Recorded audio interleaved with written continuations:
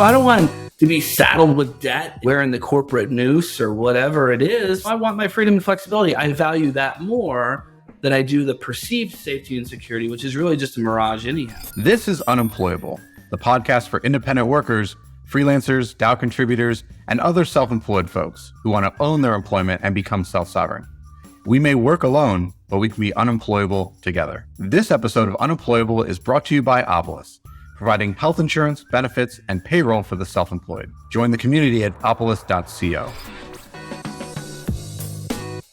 Welcome to Unemployable. I'm your host, Josh Lapidus, and today we're talking about the democratization of employment, what that means for workers, and the infrastructure needed to support the democratization of work. Each year, more workers are breaking free from their corporate jobs and taking control over their work as freelancers and indie workers. This year, there are over 70 million freelancers in the US, and that's projected to grow to over 90 million in the next 5 years. Along with the growth of Web3 and its reliance on freelance labor, this episode dives deep into a conversation on democratizing work and decentralizing employment so the workers can own their work, finances, and freedom in this new economy. Today, I'm excited to be joined by John Paller, entrepreneur, inventor, and the co-founder of Opolis, a digital employment cooperative for indie workers. John is also the founder and executive steward of ETHDenver. Over the course of this episode, we cover what is decentralized employment, why decentralized employment matters for workers, how Opolis is building the missing infrastructure for the future of decentralized work, future of work, Web3, DAOs, and how they are all key components to the decentralized employment future. Jumping right into today's conversation, John, thank you so much for joining us on the podcast. It's an absolute pleasure. We're only here because of you, both in Opolis and Unemployable. And this is our first time having you back on the podcast since we rebranded OPR, Opolis Public Radio, to Unemployable. I obviously know who you are, but we've got a lot of new listeners, and I think it'd be good if you tell them a little bit about your background.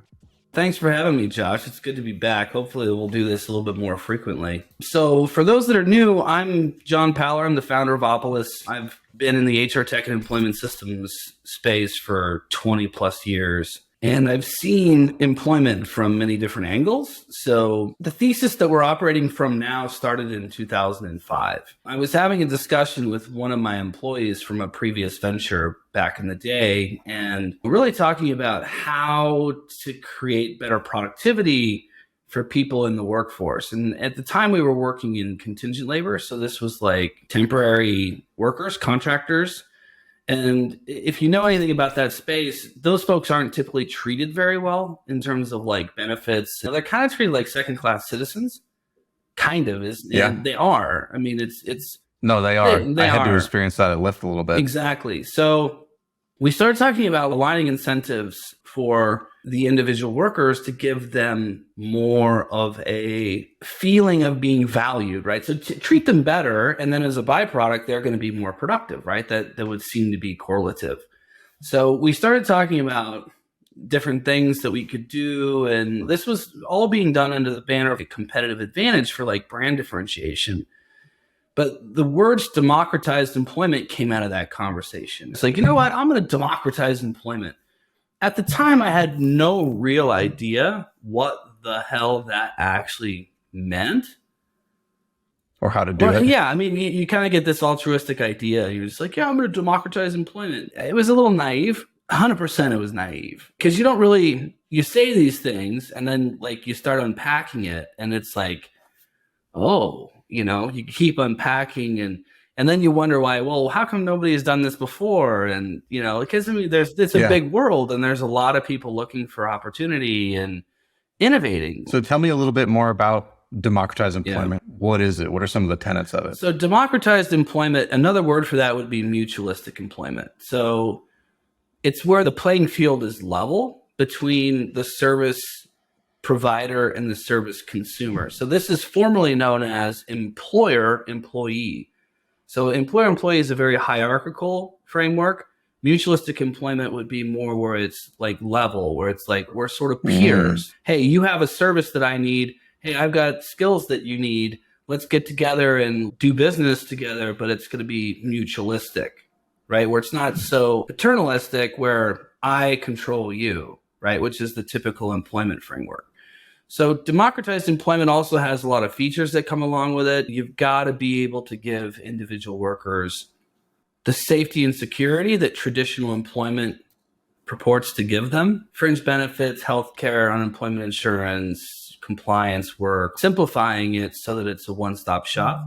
But then also like de-risking things for the employer. Democratized employment is a two-way street. It's not just for the independent worker. It's really balancing the power, the risk, and ultimately making things more fluid for all parties.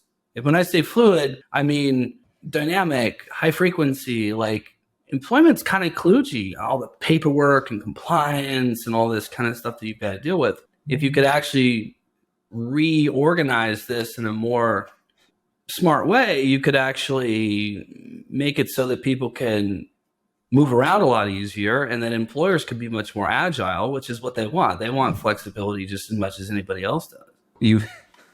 You answered my next question before I even got to ask it.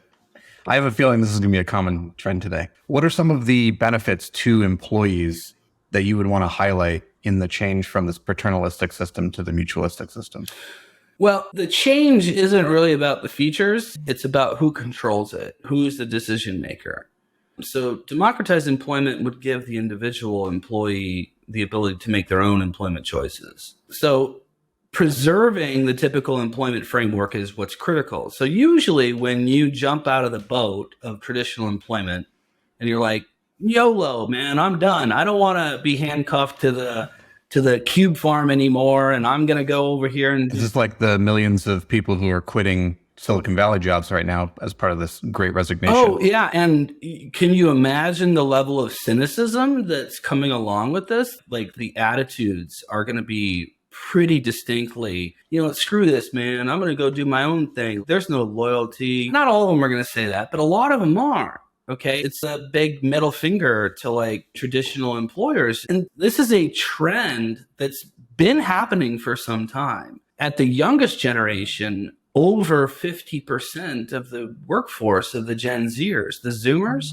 are already doing this. They don't want the traditional W-2 job because they look up at their elders and they go, why would I want that life? I don't want that life. I don't want to be saddled with debt and be wearing the corporate noose or whatever it is. I want my freedom and flexibility. I value that more than I do the perceived safety and security, which is really just a mirage anyhow. It's not real, which is being played out.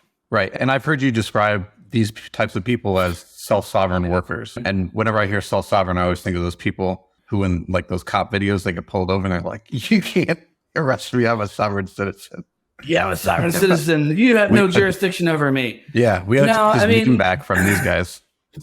Yeah, so self-sovereignty is a term that I think is pretty misunderstood. When we use it, self-employed doesn't quite describe it because you can be self-employed and not have this sort of tool set that we're providing here at Opolis. So we're using the term self-sovereign worker, self-sovereign employee, because really you are an employee, but you're really the one employing yourself. So you're providing the framework, you're providing the tools, you're providing the legal framework so that you can plug into something like Opolis and then reap the benefits of the size of the Opolis community, which you could not replicate on your own, right? So the self-sovereign worker is really the ultimate end game of unbundling the corporate employment framework to where the individual worker actually is doing that for themselves.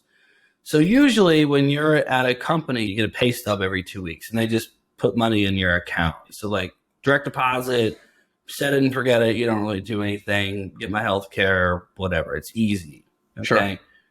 We've essentially recreated that simplicity, but where you're doing it for yourself. So you're not beholden to needing the permission of any other corporate entity or any other third party to be able to do this for yourself. So that's what self-sovereign employment means. It's taking control of this employment framework as an individual, but then not really compromising any of the typical accoutrement that you might have in typical corporate. I think of it as like a leveling up.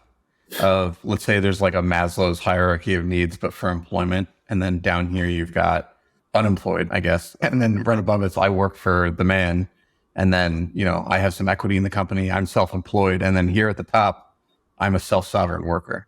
It's a great way of looking at it. As being a self-sovereign worker is the ultimate freedom for your commercial life, because it's the framework that you need to be able to move around, to generate different income streams, to not have to worry about these compliance issues or being able to prove income. Simple stuff like that. It's amazing to me. I hear about this every week where people are having a hard time qualifying for apartments because their self-employment income doesn't cut the muster when it comes to proving that they make income. Like they have to, it's impossible. They got to have 2 years of tax returns. They got to do all this. It's like, what? Like, no. Well, and that problem's compounding for our friends in crypto because this whole like FTX blowing up and the contagion, like people are afraid, and a lot of people get paid natively in crypto. They could be making $300,000-$400,000 a year, and the landlord's like, nah, no, thank you. It's stigma is perceived as being too risky, and 100%. So multiply that on top of like Opolis is normalizing people working in Web3 and in the crypto space by allowing them to plug into a traditional system. Like, well, I get a pay stub every 2 weeks. Yeah. You get a W-2 at the end of the year. Yeah. You get group healthcare insurance that's affordable and super high quality, like premium stuff. Yeah. Yeah. In the vein of you answering the question before I ask it, we talk a lot about on this podcast about how freelancing disconnects workers from traditional employment benefits like healthcare, retirement, like PTO. How does Opolis solve this problem for freelancers? Yeah, we're basically, as I mentioned earlier, it's a replication of traditional employment without giving up your independence. So all the features that you would typically get that feel good, right?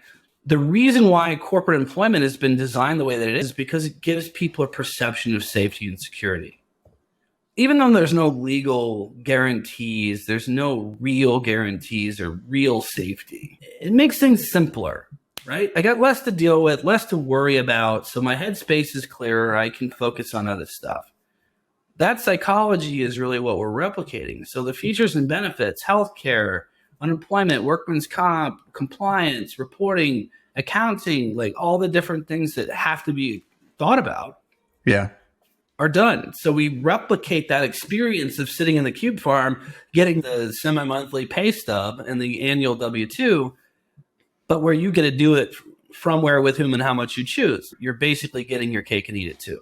So just to borrow a phrase from a founder that you are probably familiar with, there's this ability to see where the puck is going. And Opolis has been on top of this trend of seeing where the puck is going with the trend toward supporting or being part of the Web3 ecosystem and supporting DAOs.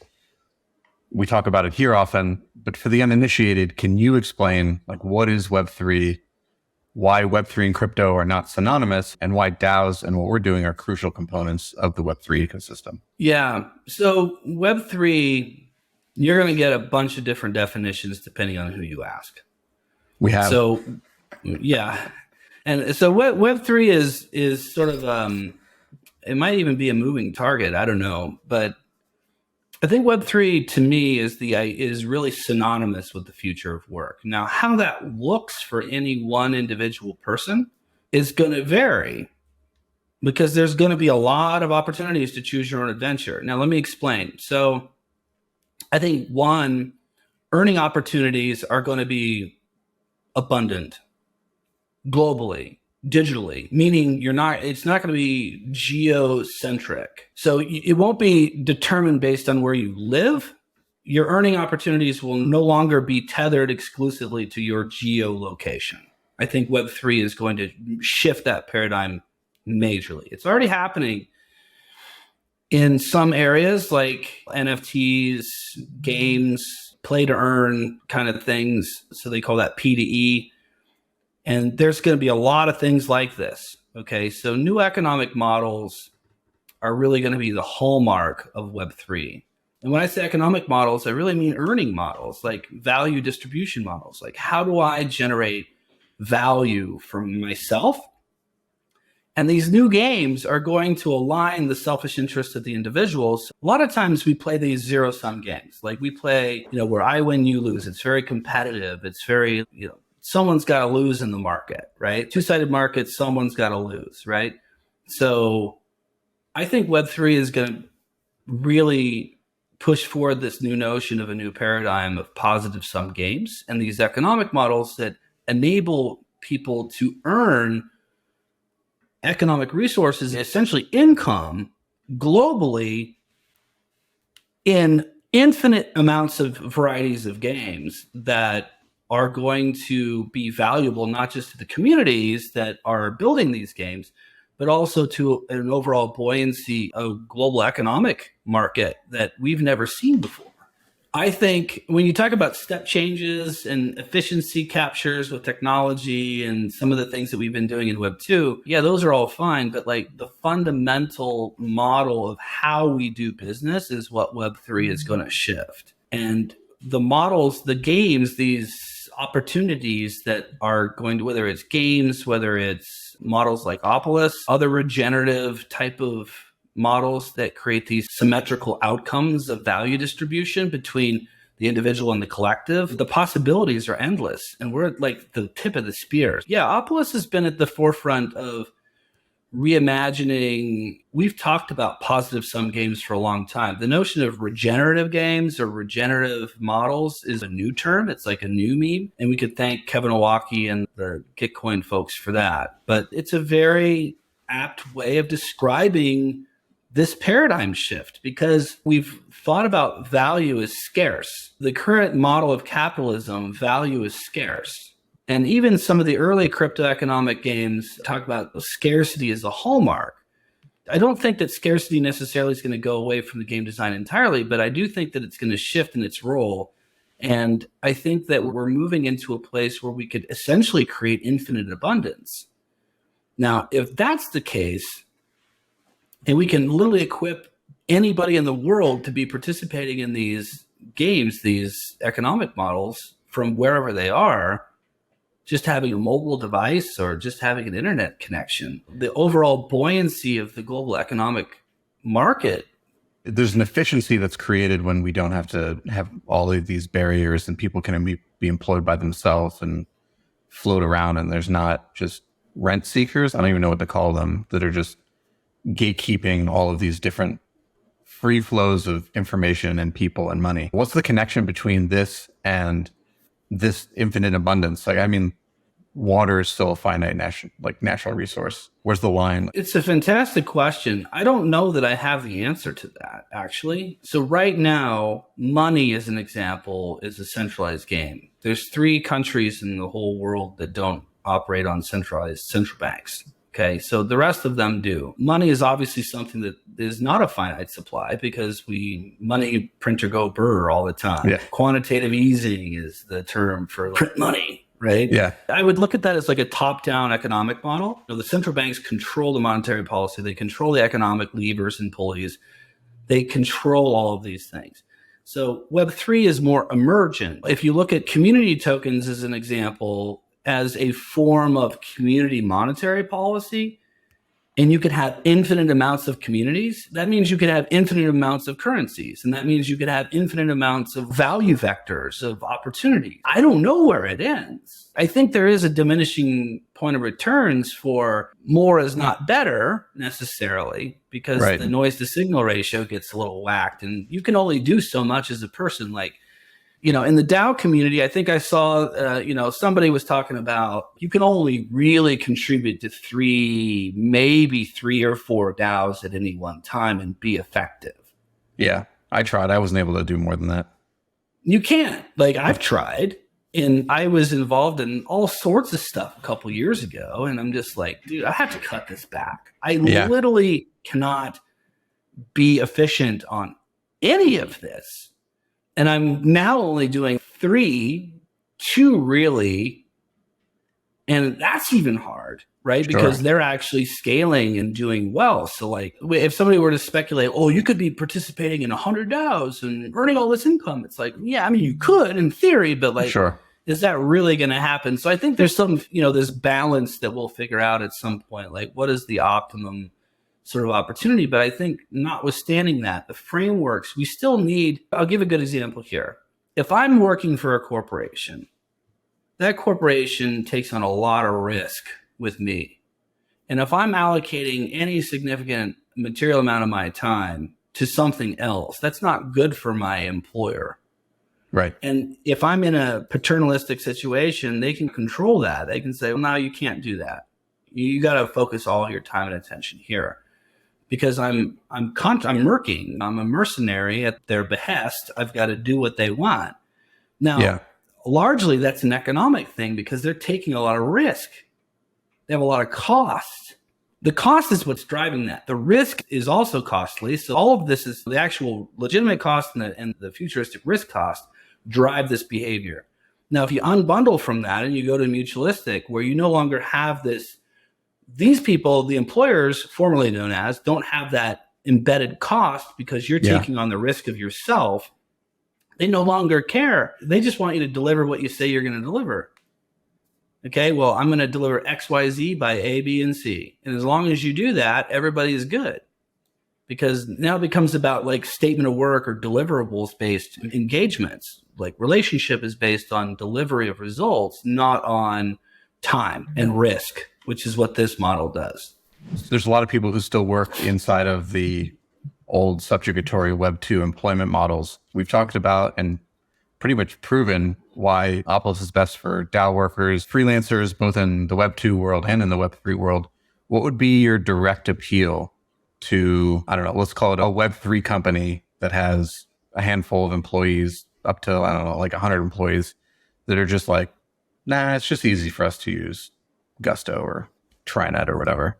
I guess there's a few things. One, it would boil down to values. Like, if you're a Web3 company practicing Web2 behaviors, then maybe it's time to take a look at the mirror and say, okay, could we take a step towards decentralization and would Opolis or something like that really facilitate that? And the answer is yeah, it would. We've done this for several large organizations, MakerDAO, Shapeshift being a few, where they've decentralized their entire operations, but they didn't want to just throw their people out of the boat as they were dissolving these like jurisdictionally tethered entities, and they went ethereal. Like, where are you going to go? Well, come to Opolis, and then they can take responsibility for themselves. To me, corporations who hire their people, follow the compliance, do all that, you got to do all this stuff.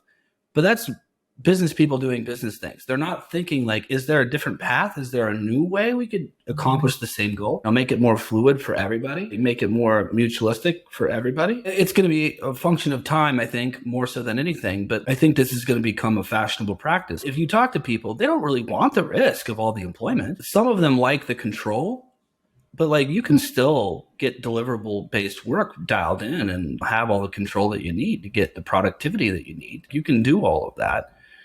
So my call to action would be like, look, if you're considering decentralizing your labor force, come talk to us because we do have some transitional plans and some other things that we can help you with. We aren't really aiming to be a B2B traditional payroll service where we just go after big companies and all of that. Like our constituency much easier. And not it the point. Is, but it's not. That's the point. It would be easier from a distribution and scaling standpoint. Certainly, early stages is much easier because you know exactly where to go.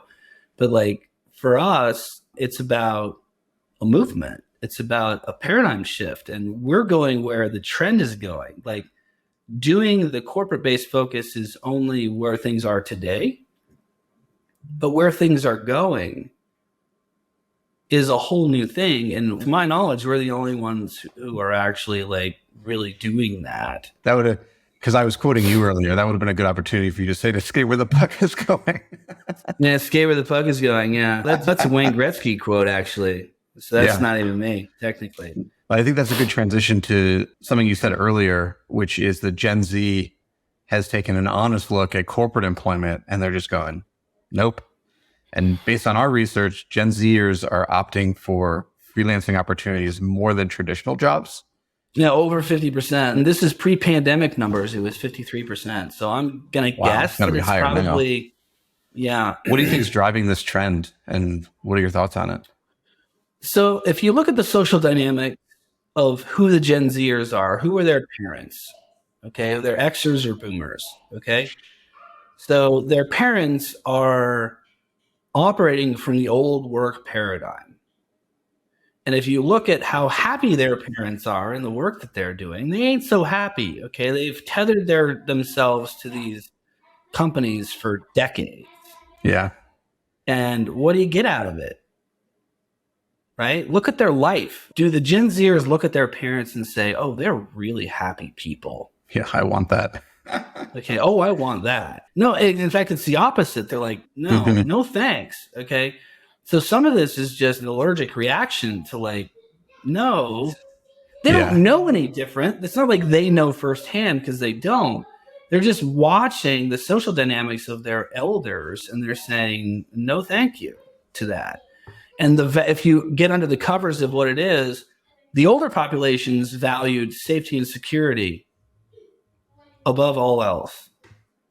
So this was is raised by that generation that was like in the soup lines for the greatest Great generation. Depression. Yeah, the greatest generation, which is the World War II generation and the Great Depression generation. When the Industrial Revolution was taking people off the streets and putting them into assembly line workers in Detroit, making a good wage, being able to buy a car, have the life, there was a social contract there based on loyalty that really worked well for what the alternatives were. So the alternatives were pretty bleak. Yeah. You had a 1 in 10 shot of getting killed in a steel mill, you know? But like you could go to the auto workers or you could go to, and then competitive advantage for labor started adding more fringe benefits and retirement and all these other things that like I could basically, instead of just trying to figure it out on my own, I can actually plug into these systems. They'll take care of me. I mean, yes, it was paternalistic, but they kind of liked that because it gave them refuge from a pretty crappy situation otherwise, right? Now, the Social Security and all that was launched during the Great Depression and World War II. So like we have we have a much different social fabric than we had back then. And we haven't seen that kind of economic turmoil like ever. And even if you want to say the crash of 2008 was bad, it's not on that same scale. No, I mean, come on. We didn't have bread lines and all that kind of stuff. And we had all sorts of unemployment, extended benefits, and like bailouts and people choosing grad school or entering the workforce. It's not exactly the same as like standing in line for hours for food. No, I mean, you had 20+% unemployment. Wages were depressed. Like the whole thing was like super not good. So people valued the safety and security, right? Like, hey, I just want to be able to provide for my family. And they were given the white picket fence opportunity, right? So like they could go build in suburban Detroit and they could build a house and have the thing and get the car. And so that model worked for a long time. When did fringe benefits start getting eroded? And like, would we still be here right now if fringe benefits didn't get eroded? Well, I don't know that it was fringe benefits that got eroded. It was fringe benefits are still around. I think fringe benefits became table stakes. So it was more like, it was no longer a competitive edge, right? It was like, well, I can kind of go anywhere and get that. So now what? The real thing that eroded was loyalty. Yeah. When the loyalty went away and the pensions were sort of mirages and they weren't real. Yeah. And they were economically poorly designed because they weren't fundable. Like they weren't sustainable. And like, I don't think anybody knew it in the very beginning, but like, they knew it after a while, but they were sort of kicking the can down the road. It's not different from what we've got with Social Security right now. Social Security by 2028 is not tenable based on the current trajectory that we're on with it. In any case, the point being is when these sort of loyalty systems broke down, right? And I would attribute this to the MBA culture. So in the 60s and 70s and 80s and even into the 90s, you had optimization of business. So like everything went to spreadsheets, optimizing margins, trying to really make efficiencies, and cut costs. And, a lot of, global competition came into mix. So there's a ton of reasons for this, but it really took the focus off of this mutualistic, at least what was semi-mutualistic loyalty that existed where like, hey, you're going to take care of me and my family and I'm going to subjugate myself to you for 30 years. And then I get to retire and have the white picket fence. right? Yeah. So we started talking about our labor resources as human capital. Like that wasn't a term that came in until the NBA culture kicked in and they start labeling shit. And it's like human resources and human capital and like all this. It's like, it's very depersonalized. We're talking about human beings with families and problems and money and bills. And we depersonalized it. So then it's like, what's the, then we start saying shit like, well, it's not personal. It's just business. Yeah. Yeah. It's really personal, dude. It's really personal. Excuse my French, but it's really, really personal to people. So like those kinds of things I call BS.